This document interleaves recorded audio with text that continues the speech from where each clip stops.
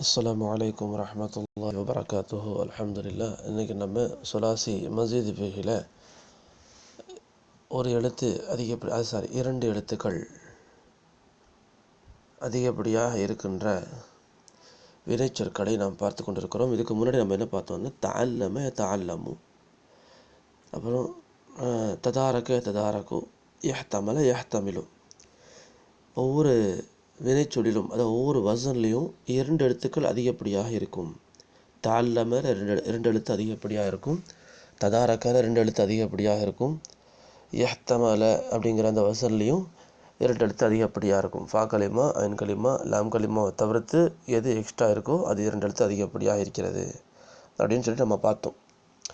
அந்த வரிசையில் இன்றைக்கி நம்ம பார்க்க இருக்கிறது இன் தலக அப்படிங்கிற ஒரு வசன், இன் ஃபஅல வசனுடைய உதாரணம். இந்த அர்ராபி நான்காவது நம்ம உதாரணம் என்பது வசனுல் ஃபஅல. الزائد فيه حمزة والنون في الأول يقال له باب الانفعال. இன்ஃபியால் என்கிற மஸ்தரிலிருந்து இன்ஃபால என்ற ஒரு மாதிரி வந்திருக்கிறது என்று நமக்கு இதன் மூலம் சொல்கிறார்கள். உதாரணத்தில் கொடுத்துருக்காங்க பாருங்கள். இன் தலக என் தலிகு இன்திலாக்கன் ஃபஹுவ முன்தலிகுன். இன்தலக அப்படின்னா பல அர்த்தம் இருக்குது. இதில் உங்களுக்கு புரியறதுக்கு ஒரு அர்த்தம்னா அடுத்தடுத்து செல்லுங்கள் என்று அர்த்தம். இன்தலக அடுத்து சென்றான், மேலே சென்றான், அடுத்த இடத்திற்கு சென்றான் அப்படின்னு சொல்லுவோம் இல்லையா. பல அர்த்தம் இருக்குது. இதில் ஒரு சில அர்த்தங்களை கொஞ்சம் சில விதிமுறைகளோடு சொல்ல வேண்டியிருக்கு. இன்ஷா அல்லாஹ் இதில் வசனம் மட்டும் நீங்கள் கவனிங்க. ஸோ நம்ம இங்கே கவனிக்க வேண்டியது அர்த்தத்தை இல்லை, வினைச்சொல்லினுடைய அந்த எழுத்துக்களுடைய வடிவமைப்புகளை கவனிக்க வேண்டும். இப்போ பாருங்கள், இன் தலக்கில் அலிஃபு நூனு அதிகமாக இருக்குது. இப்போ அலிஃபுங்கிறது ஹம்சான் முன்னாடி போட்டிருக்காங்க பாருங்கள். ஹம்சாவும் நூனும் அதிகப்படியாக இந்த வசனில் இருக்கிறது. சரி, இன்ஷா அல்லாஹ். இப்போ இதுக்கு மஜ்ஹூல் வரலையே அப்படின்னா, அப்போ இதுக்கு மஜ்ஹூலான வசன் வரல அப்படின்னா, அப்போ இது லாசிமான ஃபேலு என்று அர்த்தம். நம்ம முன்னாடி படிச்சிருப்போம்னு நினைக்கிறேன். முத்தாதி என்றால் மஜ்ஹூலும் மஃபூலும் வரும், லாசிம் என்றால் மஃபூலும் மஜ்ஹூலும் வராது ஒரு வினைச்சொல்லில் அப்படின்னு நம்ம படிச்சிருப்போம். ஸோ அதனால் இதில் மஃபூல் வராது, மஜ்ஹூல் வராது. இன் தலக என் தலிகு இன்திலாக்கன் ஃபஹு முன்தலிகுன். உன் துலிக்க யுன் தலக்குன் வராது.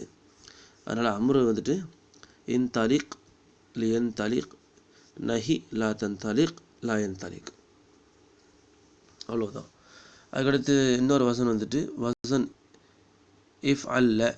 இந்த இஃப் அல்ல அப்படிங்கிற ஒரு வசனில் இங்கே கொடுத்துருக்கா பாருங்கள். அல் ஹாமிஸ் வசனுல் இஃப் அல்ல அஸ்ஸாயிது ஃபீஹி அல் ஹம்சா ஃபில் அவ்வல். முதலாவது இடத்தில் ஹம்சா இருக்கும். ஒரு ஹர்ஃபு மினல் ஜின்சி லாமுல் ஃபஅலி ஃபில் ஆஹிரி. கடைசி லாம் கலிமாவுக்கு எக்ஸ்ட்ரா இன்னொரு லாம் எழுத்து அதிகப்படியாக இருக்கும் என்று சொல்கிறார். இஃப் அல்ல அப்படிங்கிற வசனில் பாருங்கள். இதுக்கு என்ன உதாரணம் கொடுத்துருக்காங்க? யஹ்மர்ங்கிற உதாரணத்தில் கொடுத்துருக்காங்க. இதனுடைய மஸ்தர் இஃப் இ ஆலன் இருக்கு. If இலாலன் யஹ்மிராரன் if he Lalan.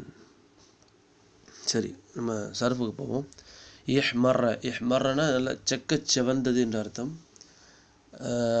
பல அர்த்தம் இருக்குது. இன்ஷா அல்லாஹ் உங்களுக்கு ஒரு அடையாளத்துக்காக வேண்டிய அந்த அர்த்தம்லாம் சொல்லப்படுதே தவிர உறுதியான அர்த்தங்கள் அது கிடையாது. பார்த்துக்கிறோங்க இன்ஷா அல்லாஹ். பல அர்த்தம் இருக்குது. யஹ்மர்ரு யஹ்மிராரன் ஃபஹுவ முஹ்மர்ருன். இதுக்கு மஜ்ஹூல் இல்லை. அப்போனா இது லாசிமான ஃபெயல் என்று அர்த்தம். மஜ்ஹூலும் இல்லை, மஃபூலும் இல்லை. ஏற்கனவே நம்ம பார்த்தோம். மஜ்ஹூலும் மஃபூலும் வராத ஒரு ஃபெயல்கள் லாசிமான ஃபெயலு. எந்த ஃபெயலில் மஜ்ஹூலும் மஃபூலும் வருதோ அது முத்தாதியானது என்று பார்த்தோம். அதுபோல் நம்ம முன்னாடி பார்த்தது எல்லாமே முத்தாதி, இது எல்லாமே லாசிம். அதுக்கடுத்து அம்ரில் யஹ்மர் லியஹ்மர் வன்னஹி லா தஹ்மர் லா யஹ்மர். ஸோ இது நம்ம ரெண்டு எழுத்து அதிகப்படியாக இருக்கக்கூடிய வினைச்சொற்களை நாம் 5 பாபுகளை பார்த்து விட்டோம். இந்த 5 பாபுகளில் முதலாவது பாபு தஅல்லம, ததாரக, யஹ்தமல, அதாவது இஃப்தஅல வசன் யஹ்தமல. அதுக்கடுத்து இன் தலக, இன்ஃபஅல வசன். அதுக்கடுத்து இஹ்மர்ர இஃப்அல்ல வசன். இதோடு இந்த 2 எழுத்துக்கள் அதிகப்படியாக இருக்கக்கூடிய வினைச்சொற்களை சுலாசி மஸீத் ஃபெயிலை நாம் முடிக்க போகிறோம். அதுக்கடுத்து 3 எழுத்து அதிகப்படியாக இருக்கக்கூடிய வினைச்சொல்லை பார்க்க இருக்கிறோம். ஹைர் அல்ஹம்துலில்லாஹ். எழுதிக்கிறங்க. அஸ்ஸலாமு அலைக்கும் வரஹ்மத்துல்லாஹி வபரகாத்துஹு.